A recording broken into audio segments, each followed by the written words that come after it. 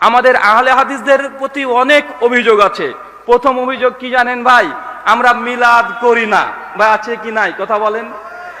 আমরা তাবিজ বিক্রি করে টাকা নিই না, এটা আমাদের অভিযোগ।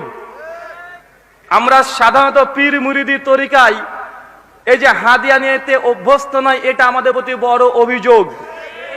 শবে বরাতের হালুয়া রুটি নিয়ে আমরা পিকনিকের মতো খাওয়া দাওয়া করা, এটা আমরা করি না, এটা আমাদের প্রতি অভিযোগ। এমন হাজারো অভিযোগ আছে মূলত আমাদের প্রতি।